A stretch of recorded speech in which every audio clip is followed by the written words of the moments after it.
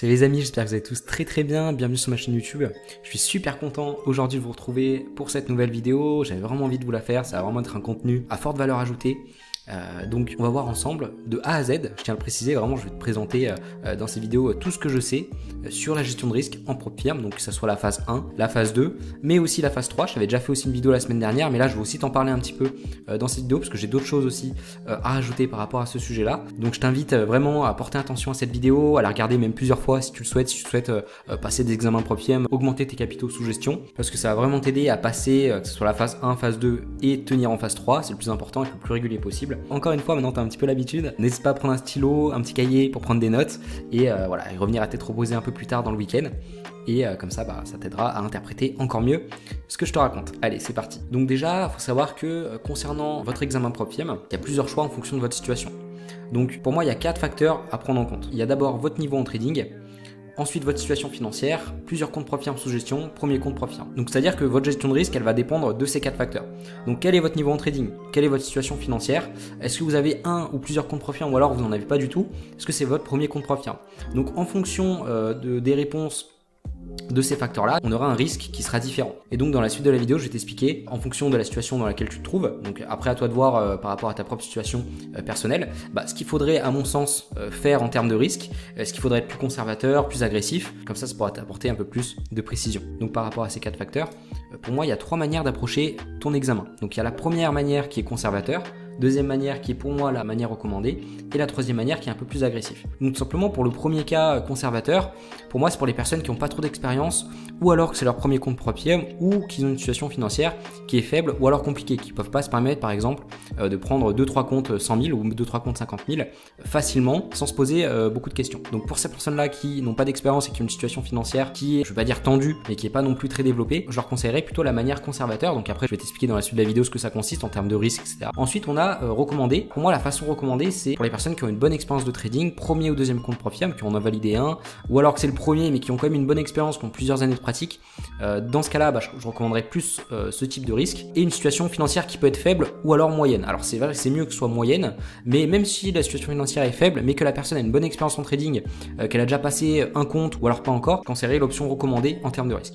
Et ensuite on a l'option agressif. Donc cette gestion de compte, alors c'est assez particulier, je la conseillerais vraiment aux personnes qui ont soit une très bonne expérience en trading, qui ont plusieurs années de pratique, qui ont plusieurs comptes propre firme et qui ont une très bonne situation financière, parce que dans ce cadre-là, même en étant agressif, si tu perds un compte rapidement, ça va pas, on va dire, t'impacter financièrement parce que tu as une bonne situation financière, tu sais ce que tu fais, tu es rentable aussi en trading et de cette façon-là, tu peux augmenter plus le risque parce que, encore une fois, tu sais ce que tu fais, tu as une bonne situation financière et le fait de perdre un compte, ça t'impacte pas trop et donc tu peux potentiellement en passer plus rapidement et donc comme ça, tu évites un petit peu de perdre ton temps à cet examen-là. Alors encore une fois, par rapport à ce mode de risque management, il y a des limites. Quand je te dis agressif, je vais t'expliquer après, mais c'est pas risqué non plus 5% par trade, d'accord? Mais tu peux risquer un peu plus si tu es dans cette situation-là, parce que tu peux te le permettre financièrement. Ok, donc dans la suite de la vidéo, je vais t'expliquer quel risque tu dois opter en fonction de l'évolution de ton compte de trading, donc que ce soit pour la phase 1, phase 2, phase 3. Donc on va déjà commencer par la phase 1, qui est le challenge, en mode conservateur, recommandé et agressif. Donc pour le mode conservateur, alors moi, entre 0 et 2%, je te conseille de risquer 0,5%, qui est un risque qui est vraiment très acceptable,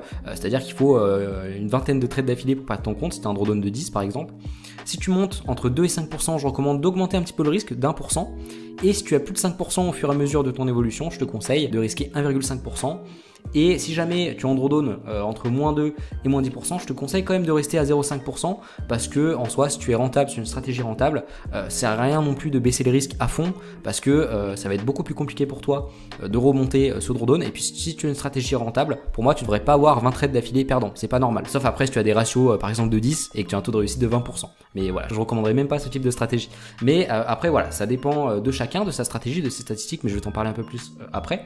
Mais vraiment, c'est ce que je conseillerais à la personne qui a une situation financière compliquée ou qui passe un premier compte qui est pas très serein, qui n'a pas trop d'expérience en trading. C'est vraiment ce risque management que j'adopterai. Ensuite, il y a la manière recommandée. Donc recommandée, c'est pour les personnes qui ont un peu plus d'expérience ou alors les personnes qui ont déjà passé un compte propre firme et qui ont une situation financière moyenne. Donc entre 0 et 2%, je conseillerais directement de commencer à 1% au lieu de 0,5%, tu vois que ça augmente un petit peu. Entre 2 et 5%, toujours 1%. Et plus de 5%, pourquoi pas augmenter à 1,5% aussi. Donc c'est un peu plus agressif que le mode conservateur, mais c'est quand même pas non plus très agressif, c'est quand même assez conservateur, mais c'est ce que je vous recommanderais parce que dans ce cadre-là, tu peux le passer plus rapidement. Mais encore une fois, c'est pour les personnes qui ont une situation, on va dire, financière un peu plus élevée que ce type de management, parce que au départ, tu risques quand même 1%, donc si tu as quelques trades perdants d'affilée, bah, tu peux directement être dans un drawdown un peu plus important, et donc c'est pour ça que ça change un petit peu par rapport au type conservateur. Ensuite, entre moins 4 et moins 10%, je te conseille de risquer 0,5% jusqu'à soit que tu crames le compte, soit que tu reviennes à 0, et donc dans ce cas-là, tu augmentes ton risque à 1%, d'accord? Et donc par rapport à ces paliers de drawdown que tu vois ici, j'ai fait en fonction de 4 trades perdants. Par exemple, tu commences le compte et que tu as 4 trades perdants d'affilée, et que tu arrives du coup à moins 2%, parce que 0,5% avec 4 trades perdants, tu es à moins 2%, et pour 1%, tu es à moins 4, donc du coup, je conseille de diminuer le risque à partir de ce montant-là, d'accord? Ensuite, on a l'option agressif, donc ça, encore une fois, c'est pour les personnes qui ont une très bonne situation financière, ou qui ont une très bonne expérience en trading, et qui souhaitent passer un compte plus rapidement, parce qu'ils s'en foutent un petit peu de réussir ou rater un compte, et voient plus son examen sous forme d'ROI, d'accord? Donc moi, ce que je recommanderais pour ces personnes-là, donc encore une fois, ces personnes-là, ça représente peut-être 5% des traders, hein, c'est vraiment très peu, hein, les personnes soit qui ont réussi beaucoup de comptes Profirm ou qui sont très performants, etc. Ça représente, voilà, là pour moi, c'est vraiment le top 5%, ok? Mais si tu es dans cette catégorie-là, je te conseille d'opter comme ça parce que t'as pas envie de perdre ton temps avec un examen, que tu vas pas payer non plus trop cher par rapport à ta situation, et donc dans ce cadre-là, c'est intéressant d'augmenter le risque, mais pas non plus d'augmenter à un stade démentiel. Donc entre 0 et 2%, je recommanderais 2%, ok? Donc au lieu d'1% et 0,5%. Entre 2 et 5%, toujours 2%, et plus de 5%, 2%. En fait, je recommanderais de risquer 2% jusqu'à réussir l'examen. Et pour le drawdown, entre moins 6 et moins 10%, je recommanderais de risquer entre 0,5 et 1%, mais 1% ça me paraît raisonnable, parce que si tu te mets à risquer 0,5% alors que tu es à moins 6%, il faut voilà, énormément de trades gagnants pour sortir de ce drawdown, donc je recommanderais quand même plus 1%. Après, aussi quelque chose que j'aimerais rajouter, c'est qu'imaginons tu pars sur le mode agressif, il faut pas changer, c'est-à-dire imaginons tu perds 3 trades, t'es à moins 6, il faut pas tout de suite te dire vas-y je vais risquer 0,25%. Enfin, faut pas changer si tu veux de manière de fonctionner pendant que tu es en examen. Il faut vraiment le choisir au début, parce que encore une fois, si tu te mets à risquer 0,25% que tu as moins 6%, bah tu vas jamais sortir de ton drawdown, d'accord? Donc c'est même pas la peine. C'est pour ça qu'il faut vraiment être sûr avant de commencer de quel risque management tu vas adopter pour ton examen, d'accord? Donc ensuite pour la phase 2, c'est un petit peu différent que la phase 1 parce que déjà tu as un objectif qui est plus faible, et donc à ce niveau-là, bah, ça va changer un petit peu. Donc pour le style conservateur, je recommanderais entre 0 et 2%, 0,5% de risque, et entre 2 et 5%, 1%, parce que généralement la phase 2 c'est 5% qu'il faut atteindre.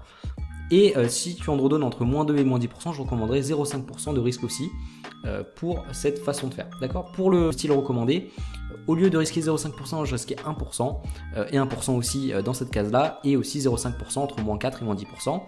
Et pour la façon de faire agressif, entre 0 et 2%, je recommanderais 1,5%, et entre 2 et 5%, toujours 1,5%, et entre moins 5 et moins 10%, entre 0,5 et 1%. Donc vraiment, c'est comme ça que j'opterai en fonction de quelle méthode je souhaite adopter, en fonction de ma situation. Donc n'hésite pas à l'écrire quelque part sur un cahier, ça pourra vraiment t'aider, je pense, dans tes prochains examens. Tu auras un petit peu une boussole de ce que tu souhaites faire, parce qu'une fois que tu as ça sur un cahier ou alors sur l'ordinateur, tu sais directement quel risque tu dois adopter en fonction de l'évolution de ton compte. T'es pas dans le questionnement en mode voilà, qu'est-ce que je dois risquer, machin. Tu sais déjà à l'avance ton plan en fonction de l'évolution de ton compte, et donc c'est comme ça que tu pourras être le plus efficace possible, d'accord? Et ensuite, pour terminer, on a la phase 3, une fois que tu as réussi tes deux phases, je te le souhaite. Donc pour moi, il y a une seule approche pour gérer un compte financé. Je t'en ai déjà parlé dans la dernière vidéo, mais pour moi, c'est d'avoir un risque entre 0,25 et 0,5% par trade. Ok, donc pas plus, parce que comme tu le sais, tu as 10% de drawdown, donc c'est un drawdown qui est assez faible, et si tu te mets directement à risquer 1% ou 1,5%, bah voilà, tu peux assez rapidement perdre ton compte, et c'est dommage parce que tout le travail que tu as fait en amont n'a servi à rien, d'accord? Pour continuer, viser entre 0,5 et 1% par retrait, soit 2 R de profit. Donc c'est ce que je te recommanderais, je t'en ai déjà parlé dans la dernière vidéo, mais avec cette façon de faire, tu as plus de chances d'avoir des paiements réguliers, et si tu augmentes au fur et à mesure tes capitaux, comme je te recommande, et bah ces petits pourcentages peuvent représenter des sommes très intéressantes. Donc moi c'est ce que je te recommanderais, parce que c'est vraiment très simple à atteindre, sans te mettre beaucoup de pression, et c'est mieux pour la psychologie, parce que tu peux, on va dire en quelque sorte, salarier ton trading, parce que tu peux plus facilement avoir des paiements tous les mois, ok?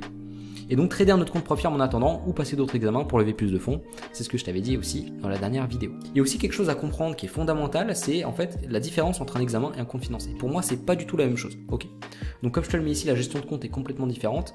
Tu dois être plus agressif en examen qu'avec ton compte financé. Se donner entre 6 et 12 mois pour réussir est une erreur pour moi.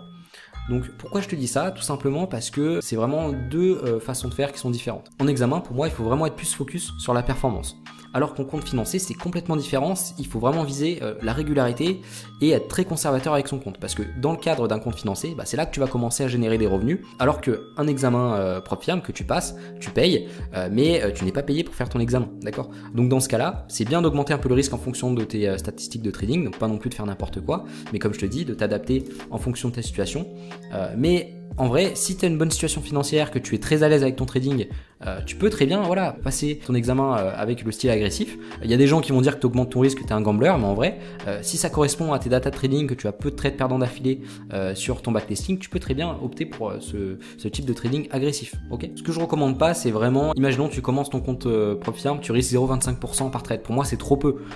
Tu vas mettre trop de temps pour le réussir, ça va te prendre 12 mois. Pour moi, c'est beaucoup trop long, quoi. Alors, bien sûr, je sais qu'il y en a qui sont pas d'accord avec moi, mais un compte propre firme, c'est bien quand même de le réussir, pas le plus rapidement possible, parce qu'il faut pas faire n'importe quoi, mais d'essayer d'adapter son risque le mieux possible pour trouver un juste milieu, si tu veux. Le réussir rapidement, mais pas non plus trop lentement. Donc, il faut vraiment dissocier les deux, c'est très très important. Donc, comme je te l'ai dit, mieux vaut réussir ou rater assez rapidement, car ton temps est précieux. Si tu passes 12 mois un examen pour le rater, imaginons, t'as perdu 12 mois de ton temps et ça vaut pas le coup, d'accord? Surtout si tu passes un petit examen type 5 000 ou 10 000 ou 25 000 euros, c'est beaucoup mieux d'augmenter un petit peu le risque en challenge pour le réussir plus rapidement plutôt que passer 6 mois à faire ton examen. Pour moi, c'est une erreur. Après, encore une fois, c'est ma façon de penser, mais moi, je veux pas passer 6 mois à passer un examen, d'accord? Et comme je te l'ai dit avant, tu dois adapter ton risque en fonction de tes datas, en fonction surtout de ton win rate et ton dodo de max. Donc là, tout simplement, je vais te parler d'une de mes stratégies sur EURUSD, ma stratégie day trading. Je sais que mon drawdown max il est de moins 5%, donc 5 trades d'affilée perdant en risquant 1%, et mon win rate, j'ai à peu près 36% de TP, 25% de BE et 40% de stop loss. Donc ça c'est mes stats pour EURUSD et ma stratégie est très rentable, mais je t'en parlerai un peu plus tard sur ma chaîne. Donc dans ce cadre-là, je sais que sur 1 an et demi de backtesting, j'ai eu 5 trades d'affilée perdants, d'accord, le maximum que j'ai eu. Donc dans ce cas-là, tu peux augmenter un peu le risque, tu peux risquer 1,5%, parce que même en risquant 1,5% et que tu fais 5 trades d'affilée, tu as toujours ton compte, tu vois, il y a peu de chances quand même que tu fasses 5 trades d'affilée, c'est vraiment le plus gros drawdown que tu as eu dans l'année. Et du coup, en augmentant ton risque en fonction de tes datas, tu peux le réussir plus rapidement. Et c'est vraiment très intelligent de faire ça, parce que tu sais à l'avance tes statistiques, tu sais combien de trades tu gagnes d'affilée en moyenne, tu sais ton taux de réussite, tu sais ton drawdown max. Donc dans ce cadre-là, tu peux vraiment gérer ton risque par rapport à ça, et c'est vraiment super intéressant, parce que grâce à ça, tu peux augmenter ton risque intelligemment et tu peux le passer plus rapidement et ça t'évite de perdre du temps. Si tu es dans une phase de drawdown, écoute, tu perds le compte. Si tu es dans une bonne phase, une phase normale de ta stratégie, tu gagnes le compte, etc. Et tu peux scaler beaucoup plus rapidement. Et donc je t'invite, si jamais comme moi tu as une stratégie où tu as sur 1 an et demi de backtesting un drawdown max de 5% avec un risque de 1%, moi je t'invite à augmenter un peu plus le risque, peut-être à 1,5% par exemple, parce que c'est très intelligent de faire comme ça, parce que tu maximises tes chances de réussir comme ça. Donc je t'invite à changer d'objectif en phase 3, donc en étant très conservateur, en vraiment priorisant la régularité ainsi que la conservation de tes capitaux, c'est le plus important. Et pour l'examen, je t'invite à te focus sur la performance, donc en augmentant ton risque, comme je te l'ai dit avant, en fonction de tes datas, donc de ton win rate et ton drawdown max, pour avoir vraiment un bon juste milieu. Et quand tu réussis ton examen, quand tu es en compte financé, je t'invite encore une fois à viser la conservation et la régularité dans tes performances, d'accord? Donc il y a vraiment une grande différence dans la manière de traiter un examen et un compte financé. Et justement, il y a des personnes qui comprennent pas ça et qui traitent exactement de la même façon un examen propre firme et un compte financé. Mais en fait, c'est vraiment une erreur parce que t'en as un où tu gagnes de l'argent et t'en as un où tu ne gagnes pas d'argent. Donc il faut vraiment comprendre ça, et en comprenant ça, justement, tu auras plus de chances d'avoir des paiements réguliers et de ne pas faire partie de cette statistique des traders qui, une fois avoir réussi leur phase 2, perdent leur compte bêtement en gardant un risque qui est élevé. D'accord? Donc vraiment comprendre la différence et mettre les choses en place pour réussir. Pour continuer, je te refais un autre rappel que je te dis souvent, mais le focus c'est de construire ton empire, c'est pas d'avoir les meilleures performances possibles. On s'en fout de faire du 10 R par mois, ça sert à rien honnêtement. Quand tu as beaucoup de capitaux, je te garantis que même 2 R par mois ou 3 R, c'est vraiment très très confortable et tu peux le faire plus régulièrement. Encore une fois, je me répète, mais c'est très important que tu comprennes ça. Ne vise pas la performance quand tu es financé, vise la régularité et vise surtout la capitalisation. Donc, essaye de scaler au maximum, de passer à 25 000. Quand tu passes tes examens, sois plus agressif en fonction de ta situation, bien sûr, si tu peux te le permettre, bien sûr aussi, en fonction de tes statistiques de trading. Si tu as un taux de réussite plus élevé avec ta stratégie qu'une autre, n'hésite pas à augmenter le risque parce que c'est pertinent de le faire. De cette façon-là, tu vas être plus agressif en examen, donc tu vas scaler plus rapidement. Et une fois que tu seras financé, tu vas opter pour une façon de faire conservateur et donc tu garderas ton compte sur le long terme, tu auras des paiements, tu mettras de côté et au fur et à mesure du temps, tu construiras ton patrimoine. Pour finir, je voulais aussi te partager un petit mot. Donc déjà, bonne chance à toi parce que c'est pas facile, je te l'ai dit souvent, mais les examens de profirme, c'est très compliqué, sinon tout le monde réussirait. Mais prends ton temps, vas-y étape par étape parce que tu peux toi aussi y arriver. Vraiment, je veux que tu l'intègres après cette vidéo. C'est pas une question de talent, d'intelligence, c'est une question de travail, de persévérance, de sacrifice. Est-ce que tu veux vraiment réussir en trading? Est-ce que vraiment c'est quelque chose que tu veux atteindre dans ta vie? Si oui, donne-toi les moyens d'y arriver. Fais tout ce que tu dois faire avant, donc que ce soit le backtesting, que ce soit travailler sa psychologie, que ce soit faire du sport, entretenir un bon rythme de vie pour vraiment te mettre dans de bonnes conditions, utiliser les bons outils, un journal de trading, etc. Je t'invite à faire le maximum, vraiment le maximum pour réussir cette année 2024. J'ai vraiment envie que le maximum d'entre vous réussissent en 2024. J'ai un super bon pressentiment. Je sais que beaucoup d'entre vous dans ma communauté vont réussir, je le sais, et j'attends vos messages avec impatience. Et je me réjouis déjà à l'avance. Je suis vraiment super content aussi de t'avoir fait ce contenu parce que je sais que ça va t'apporter une grande valeur ajoutée et tu vas avoir plus de chances de réussir ce que tu souhaites faire en propre. Donc merci beaucoup pour ton attention, merci de m'avoir écouté, ça me fait super plaisir. Voilà, je suis trop fier de la communauté que j'ai construite au fur et à mesure. Je te le dis souvent, mais ça me fait trop plaisir le fait que je puisse parler de mes idées à des milliers de personnes. Je trouve ça incroyable, vraiment le pouvoir de transmission. Moi j'adore ça, j'adore vous aider à réussir dans un domaine que j'aime beaucoup qui est le trading. Donc encore une fois, si tu as aimé, n'hésite pas à mettre un petit j'aime, ça me fait super plaisir, à mettre un petit commentaire pour me dire ce que tu en as pensé, ou alors me donner des idées comme d'habitude des prochaines vidéos que tu souhaites voir à l'avenir sur la chaîne. N'hésite pas à t'abonner pour être au courant des prochains contenus qui vont sortir sur la chaîne, j'ai plein de projets à te présenter, j'ai vraiment trop hâte de te montrer ça, ça va vraiment beaucoup te plaire. Et comme d'habitude, si tu souhaites aller plus loin avec moi, tu as un petit lien en description où tu peux cliquer dessus et tu peux télécharger gratuitement mon écosystème Notion, donc avec mon journal de trading, mon daily report card, etc. pour avoir les bons outils pour réussir en trading. Donc je t'invite à le télécharger et à le dupliquer sur ton Notion, ça augmentera grandement tes chances de réussite. En plus de ça, tu as aussi accès à 10 PDF très complets, donc choisir son courtier, comment trouver une stratégie de trading. J'englobe un petit peu tous les sujets un petit peu débutants, donc si tu es débutant aussi, n'hésite pas, ça va vraiment t'apporter de la valeur. Et un quiz sur le money management de 10 questions, encore une fois, pour approfondir ce point qui est très important en trading. Donc n'hésite pas, c'est gratuit, tu veux juste aller sur mon site, tu mets ton email et je t'envoie ça directement dans ta boîte mail. Donc je te souhaite de passer un très bon week-end, de profiter de tes proches, de prendre soin de toi aussi, toujours, de faire du sport, voilà, de t'entretenir, tout simplement, d'avoir un bon rythme de vie. Et on se retrouve très bientôt dans la prochaine vidéo. À bientôt, salut.